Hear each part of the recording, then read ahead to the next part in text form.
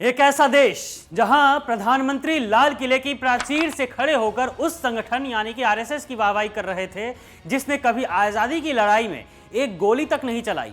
गोली तो छोड़िए, अंग्रेजों के खिलाफ एक जुमला तक नहीं फेंका, बल्कि अंग्रेजों से माफी मांगकर उनके साथ हाथ मिलाया था। आज उसी संघ के एक सदस्य को मोदी जी ने देश के उपराष्ट्रपति पद का उम्मीदवार चुना है। नाम है सीपी राधाकृष्णन।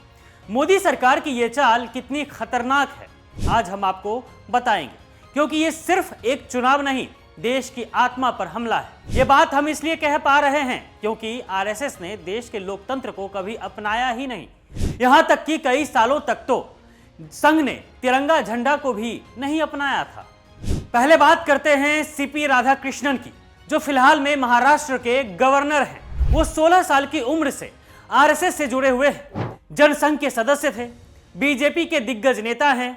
एनडीए ने 17 अगस्त 2025 को उन्हें उपराष्ट्रपति उम्मीदवार घोषित किया है, लेकिन ये चुनावी फैसला नहीं है, मोदी जी की कुर्सी बचाने की चाल है ये। क्यों?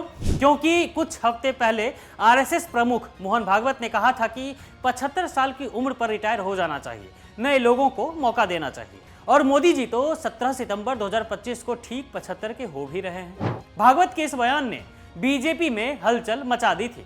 लोग इसे मोदी जी पर तंज समझने लगे थे, मतलब कि अपनी पर बात आई तो मोदी जी आरएसएस को लॉलीपॉप दे रहे हैं, उपराष्ट्रपति पद पर उनके आदमी को बैठाकर। ये सब सत्ता की लालच है जनाब। पहले स्पीकर पद पर आरएसएस बैकग्राउंड वाले ओम बिरला, अब उपराष्ट्रपति पद पर राधाकृष्णन। प्रधानमंत्री खुद आरएसएस प्रचारक रहे हैं और अब हर संस्था पर आरएसएस का कब्जा होते जा रहा है धीरे धीरे। विपक्ष कह रहा है ये लोकतंत्र नहीं, आरएसएस का अधिग्रहण है। कांग्रेस नेता मणिकम टैगोर ने ट्वीट किया और कहा कि पीएम स्पीकर के बाद अब उपराष्ट्रपति, एक और संस्था पर आरएसएस का हमला। राजद ने कहा एनडीए ने आरएसएस बैकग्राउंड वाले को चुना, जैसे धनखड़ को इस्तेमाल किया वैसे ही इनका भी करेंगे। समाजवादी पार्टी बोली ये एनडीए का फैसला नहीं, आरएसएस का फैसला है, एनडीए पार्टियां समझे बीजेपी में उनकी क्या औकात है। सोचिए, देश की गद्दी पर अब वो शख्स बैठेगा जो उस संगठन से आता है जिसके नेता अंग्रेजों के चरणों में गिरे थे, जिसने विभाजन का बीज बोया और आज सांप्रदायिकता फैलाकर देश को तोड़ने की कोशिश कर रहा है। मोदी सरकार की ये नीति कितनी खतरनाक है ये समझिए आप।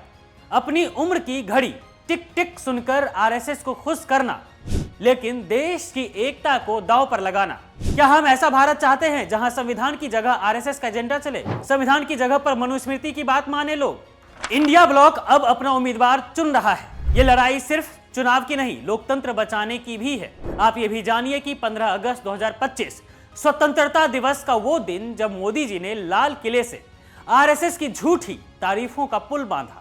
बोले आरएसएस ने पिछले 100 साल से राष्ट्र निर्माण में योगदान दिया है, व्यक्ति निर्माण से राष्ट्र निर्माण का संकल्प लिया है। लेकिन इतिहास गवाह है मोदी जी, आरएसएस ने तो आजादी की लड़ाई से खुद को अलग रखा था। सावरकर जैसे आरएसएस के नेताओं ने तो अंग्रेजों से माफी मांगकर रिहाई पाई थी। बात करते हैं देश सेवा की। दोस्तों, अगर ये सिलसिला चला तो कल पूरा देश आरएसएस का होगा। आरएसएस देश के लोकतंत्र को बर्बाद कर देगा, आपकी आजादी छीन लेगा।